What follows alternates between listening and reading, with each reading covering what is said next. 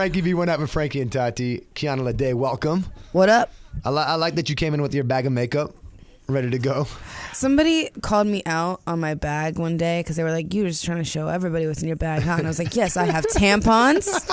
That was the first thing I brought up. Yeah. Tampons. Because, I don't know, you just take the power away from people when you show them what's in your soul, you know? So this bag is my soul. Is it wrong for me to ask if there's a reason why you have them with you today? Oh, sorry.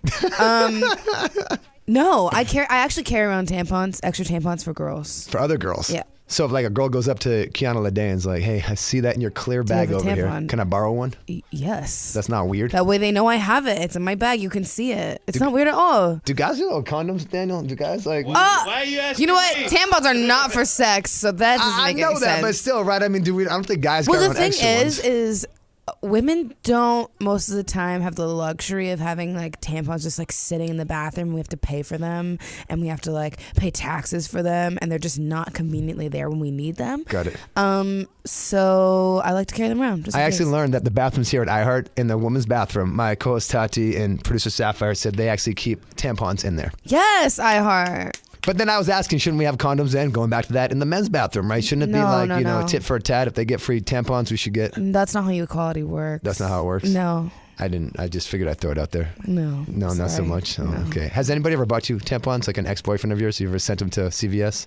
I'm sure I have, yeah. Okay.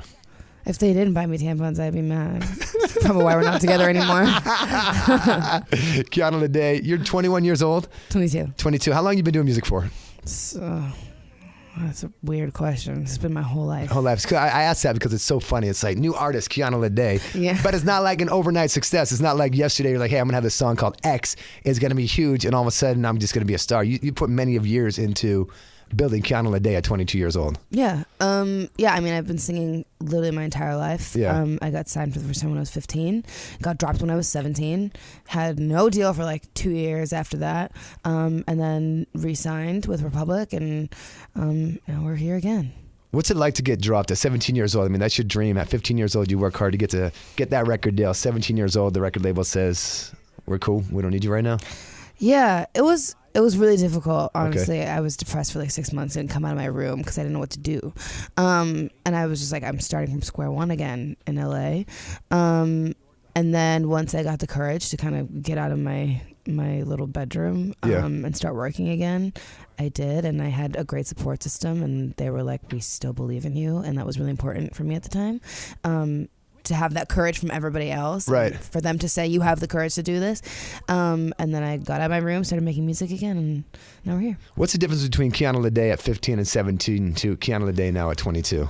Oh my God, can I cuss? Yeah, of course. I just give way less fucks, honestly. Yeah. Like, I just believe in myself so much more because I realize everybody has so many insecurities, and if you let those eat away at you and you let those control your life, and if you let anxiety and depression control your life, then you're fucked. Like, there's nothing you can do. So how did you figure that out? How did you go from the person? I asked that because not even in music, but I mean in life in general, be it an athlete, be it a student, be it a kid getting bullied at school and doesn't want to go to school, they have these anxieties and they have these internal issues that people might not see, right, causing them to not become who they are. How did you overcome those issues to become who you are right now at 22 years old? I think, honestly, I let them overcome me for some time, and it just didn't feel good. It didn't feel good. And I really leaned on like my community and my people, and went to therapy, and just worked really, really hard to get myself out of it, honestly.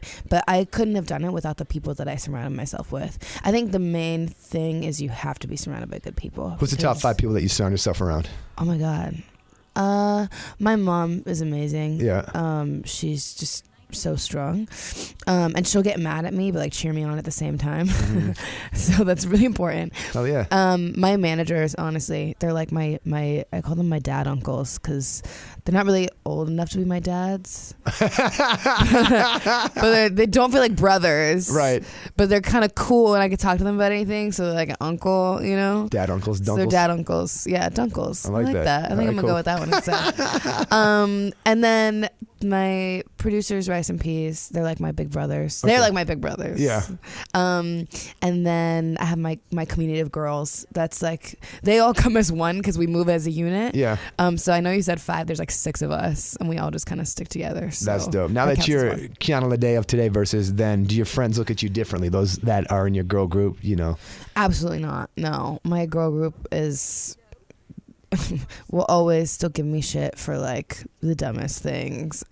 They know that I'm always the same. I treat them the same. They treat me the same. They just get to have they're all doing their own shit too, so we get to have more exciting experiences together, you know, to support each other. What's the dumbest thing that you've done that they've given you shit for? What do they call Kiana Ledé on? Probably fuck somebody I shouldn't have. Yeah, honestly, that's probably the easiest thing to give a girlfriend shit for. It happens, right? Especially in your early 20s. That's what it's all about. You can still be a musician and still have your side fun. I'm learning. Yeah. Does that help you write music? Of course it does. Is it X, the single X? Who's that about? X is about my first ex. I guess I can apply it to any ex I've had. Yeah. I've only had 2 like major exes. I can apply it to any ex because I just feel like once I love somebody, there's that loyalty and that love that just always lies with them, no matter what they've done, or what I've done. So I think it really applies to like any ex in general. But there was one in particular that I was thinking of when I sang that song. Does he know that's about him? I'm sure he does. Does he ever come after you for some like, hey, that song's about me, let me get some of the money? No, he's never done that. I think he actually supports me. Like, we're cool now. Yeah. And he's like really cool with everything. He's like really supportive. But you never flat out said this song is about you, so he's supporting you. No, I did. But about a different song. There was a different song I wrote actually about, I think it was Fair Play, honestly. Yeah. Fair Play. And then I like sent it to him and I messaged it to him and I was like, I wrote this song today about you. He was like, ooh. Yeah. That's solid though. Why not, right? That's what makes music real good. We always talk about that. It's even on the radio. Like when we talk about our real lives and real stuff, that's what is different than anybody else. Your stories that you tell through your music attracts your fans and your people and whatnot, which is cool. It's true. The album, let's talk about it. The EP, it's coming out when? In July? EP is already out, but we're working on another project right now. Got it. Soon. Full album? We'll see.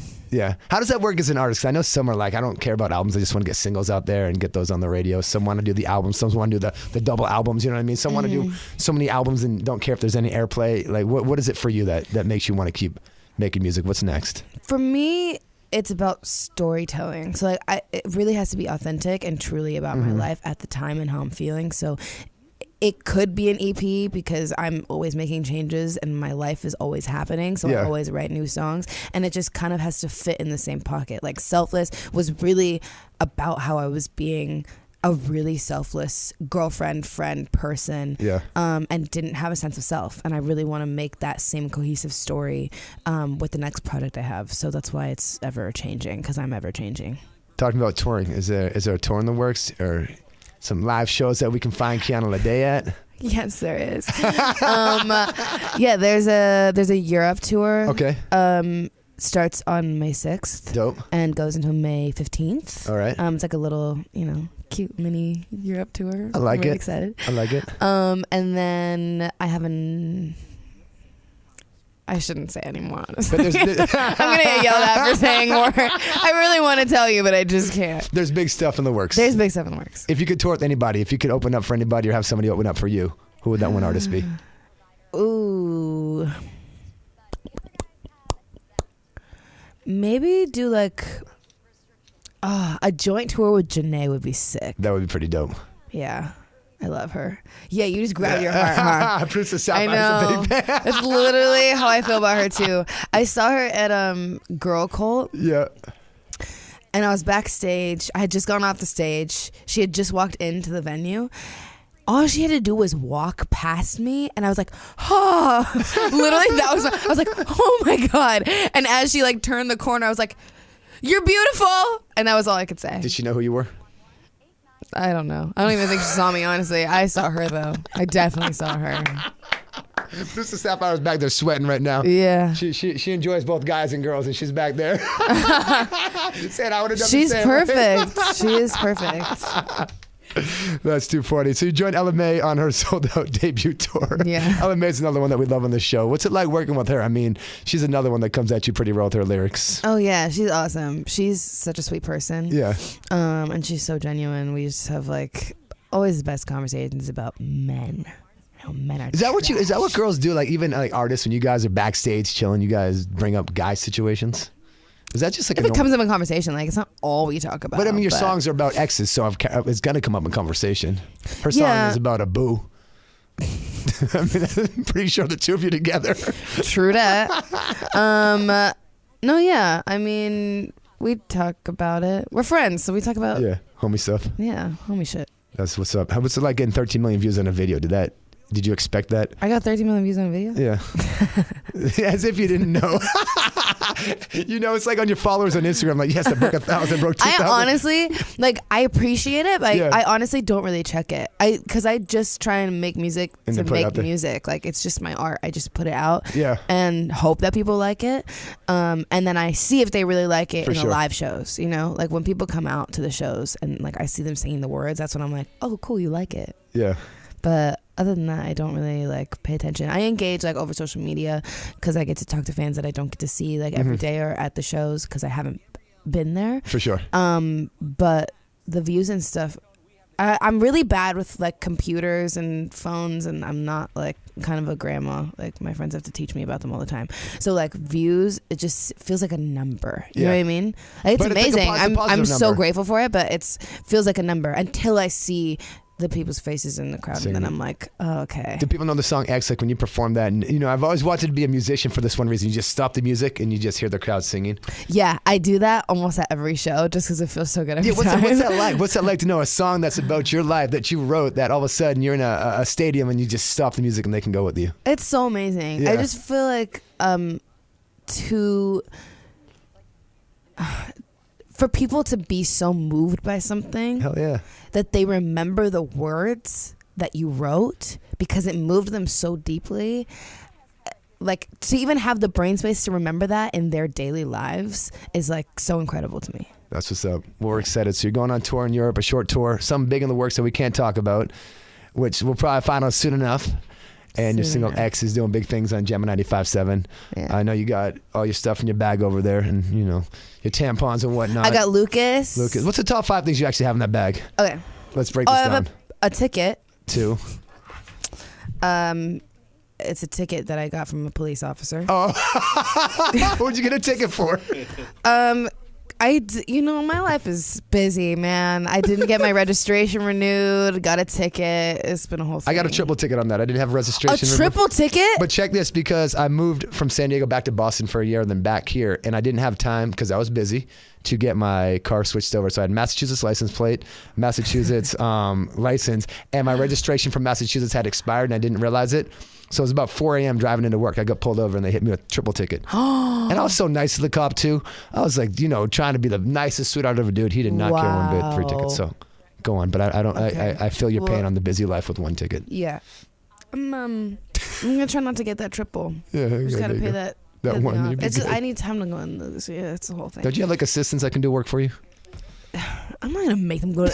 Can you even do that? I don't even think you can do that. 100% can. You just gave me an idea, man. Okay, let's see. I have singer spray. Singer spray, what's that, for the throat? Yeah, it's just glycerin and some other shit for your voice. All right, cool. Because you never know. You gotta be prepared. For sure. My wallet, I have. What else do I have? Oh, my keys. I have perfume. Gotta stay smelling good. This is probably my favorite thing though. In my bag is the Lucas. Lucas, what is Lucas for those of us that have no idea? Mexican candy. It's what? Mexican candy. Oh. Mexican candy is my favorite thing. So it's tamarind? Is that what it's called? Yes. Tamarind or chamoy. Yeah, that's what that is. So you just squirt it in your mouth? That's what he said. But yes.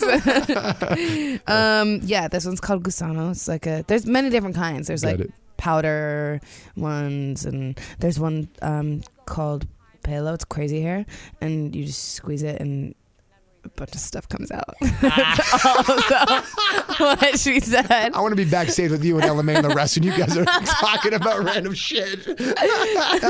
Yeah, but this is probably the most important thing. Are you Mexican at all? Yeah. You are? What's your full breakdown? Black, Mexican, Native American, and white. What was it like growing up with all those different mixtures? Confusing. Was it? Yeah. No one would take me. Like, someone literally told me if you ended up in prison, no one would take you. And that was high school was prison, I guess. Yeah. So, yeah, it was really confusing. Now I find it as my superpower. Like, I used to feel like it was my weakness. Okay. Because I wasn't ever enough of anything. And everyone would just be like, no, you don't speak fluent Spanish, so you're not really Mexican. Right. Like, you're not black. And I definitely wasn't white. For sure wasn't white. Yeah. So it was really confusing. And then as I got older, I actually took the DNA test. So like my two of my best friends are Mexican. And they always would be like, you're not Mexican, bitch. Stop. And so I showed them the DNA test when I got it. I was like, you see? I am Mexican. And even something as like minimal and like trivial as that made me be able to claim everything that I actually was. Like I saw it on my I had the receipts, you know, like I really am all of this shit. I can finally claim it and accept it and love it. And I take so much pride in all of the things that I am. I love that. So have you written a song about that? No. You should do some music about that. I mean, I think that relates to a lot of people. That's true. I should write something. Yeah. You want a percentage or not? Nah, just give me a little shout out. Frankie V, just throw that at the top of the song? Yeah. It's Frankie V. Yeah, see if you just slide that in, I'll just know that, I don't need no money, just my name tied into that like that. Okay, cool. Cool, you got that? Yeah. You'll make me famous real quick when the song goes #1? Yeah. Cool. No problem. Appreciate that. Kiana Ledé, you're awesome. Thank you for coming by, for sharing your insides of your bag and that's my heart, my soul. Kiana Ledé, Gemini 95.7.